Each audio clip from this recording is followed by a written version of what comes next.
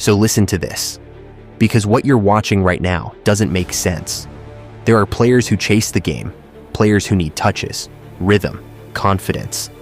And then there's Erling Haaland, a player who doesn't follow the rhythm of football. He is the rhythm. While others build up to moments, he lives inside them, waiting, calculating. And then, in a split second, it's over. Goal, again and again. And the scary part, it looks too easy. When he arrived at Manchester City in 2022, this wasn't supposed to work, not like this. This was a system built by Pep Guardiola, a system that rejected traditional strikers, that thrived on movement, false nines, control. So when Haaland walked in, people didn't just doubt him, they questioned everything. Could a pure number 9 survive in a team where everyone touches the ball except the striker? Would City have to change for him, or would he disappear inside the system? And then came the criticism. He's the best in front of goal, but as a player, he's limited. He looks like a League 2 striker. He chose the wrong club. But here's where the story flips, because while the world was talking, Haaland was scoring relentlessly. His first games in the Premier League didn't look like adaptation. They looked like domination. 2 hat tricks in his first month. Defenders weren't outplayed. They were erased. 1 run, 1 touch, 1 finish. It didn't matter how the ball came. It always ended the same way. By the time the season reached its peak, he wasn't just breaking records, he was rewriting them. 36 goals in the league. A record that stood for nearly 3 decades. Gone. Over 50 in all competitions. But even that doesn't tell the full story, because it wasn't just how many he scored, it was when. When the title race tightened against Arsenal, he delivered. When Europe demanded perfection against Bayern Munich, he delivered. When the pressure of the derby rose against Manchester United, he delivered. Over and over again, at the exact moment City needed him most. He wasn't just scoring goals, he was deciding seasons. And suddenly, the narrative changed. This wasn't about whether Haaland could fit into City anymore. It was about how City had become something else because of him. A machine with a final weapon. A team that didn't just control games, but ended them. And in that moment, everything aligned. The system, the striker, the timing. Manchester City didn't just win. They completed football, the Premier League, the FA Cup, and finally, the one trophy that had always slipped away. The UEFA Champions League, the treble. But here's the truth no one is ready to admit yet. This isn't the final version of Haaland, because while defenders are still trying to understand him, he's already evolving, learning, adapting, becoming more than just a finisher. And just when it felt like it couldn't get any bigger, it did. Because that treble wasn't the end of the story. It was the beginning of something far more dangerous. It was proof that Manchester City had evolved. And at the center of that evolution stood Erling Haaland. See, most players hit a peak, ride the wave, and slowly fade. But Haaland doesn't operate like that.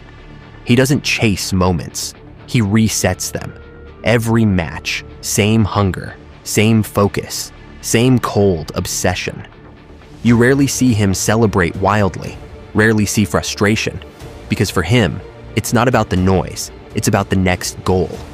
And that's what makes him different. While others play for highlights, Haaland plays for efficiency. While others look for brilliance, he looks for certainty. Pep Guardiola once said he's addicted to scoring. And when you watch him, you understand why. Because what looks simple is anything but. Those tap-ins people joke about. That's intelligence at its highest level. It's positioning refined to perfection. It's movement so precise that defenders don't even realize they've lost him until it's too late. He's not reacting to the game. He's predicting it. And then, just when everything seemed perfect, reality hit. Fatigue, injuries, a long, brutal season catching up with City. Kevin De Bruyne sidelined, defenders rotating in and out, the rhythm that once looked unstoppable, starting to crack. For most teams, that's where everything falls apart. But for Haaland, that's where the real test begins. Because suddenly, the chances aren't flowing, the passes aren't as clean, the dominance isn't constant. And yet, he's still there, waiting, watching, invisible for 20 minutes. And then, one movement, one touch, one finish, goal. It's almost unfair. Because while other forwards drift out of games when they're not involved, Haaland does the opposite. He becomes more dangerous. He trusts the moment will come. And when it does, he doesn't miss. That patience, that mental strength, that ability to stay locked in without needing the ball, that's what separates him. And when De Bruyne finally returns, it's like watching a machine restart. The passes, the runs, the timing, perfect again.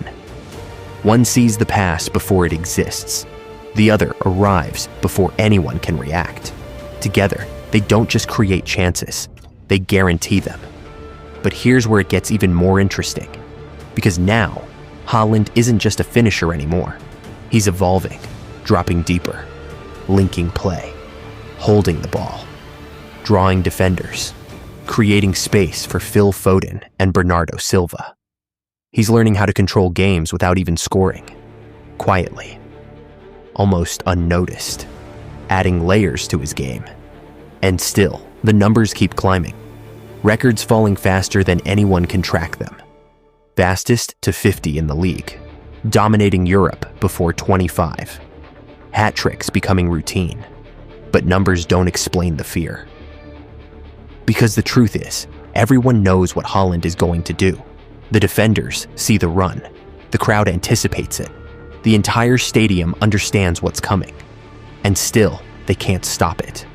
That's his real power. Not unpredictability, but inevitability.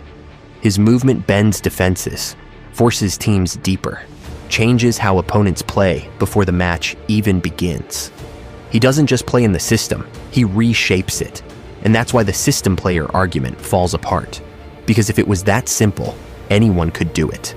But they can't. Because what Haaland has can't be coached. And the scariest part, he's not finished, not even close.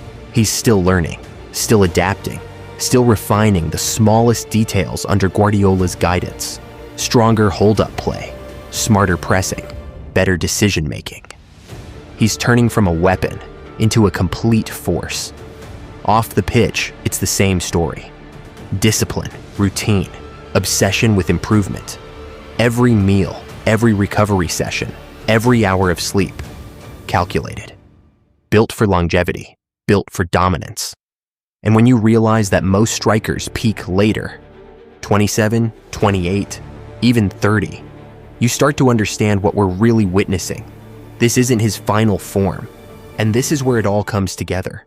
Because when you really watch Erling Haaland, you start to realize he's not just another elite striker. He's a problem that defenders simply can't solve. Too strong to push off the ball, too fast to recover against, too intelligent to track for 90 minutes. He's built like the perfect storm. Every movement has purpose. Every run is calculated. Every touch is minimal but decisive.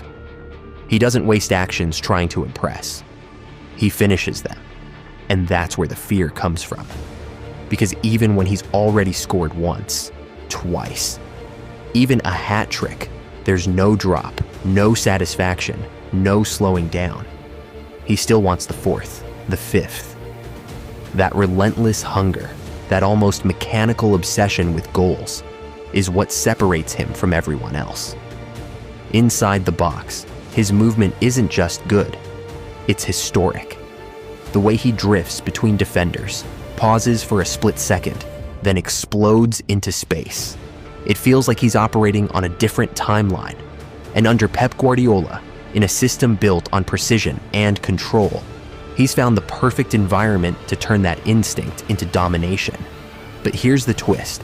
When people say Haaland is peaking, they might be misunderstanding what they're seeing. Because this doesn't look like a peak. It looks like a baseline. A level of consistency so high that it feels unreal. Yet he repeats it week after week like it's routine. No noise, no distractions, no unnecessary drama. While modern football demands personalities, headlines, and constant attention, Haaland moves in silence, focused, disciplined, always improving. Listen to him speak and you'll notice it immediately. No bold promises, no exaggerated confidence, just calm certainty. He doesn't talk about what he will do. He goes out and does it. And in a game where flair often steals the spotlight, Haaland proves something different. That simplicity, when mastered, becomes unstoppable. That greatness doesn't always need tricks or speeches. Sometimes it's just showing up again and again and doing your job better than anyone else alive. And as long as he keeps that mentality, Manchester City will always have an edge. And the rest of the football world will keep asking the same question over and over again.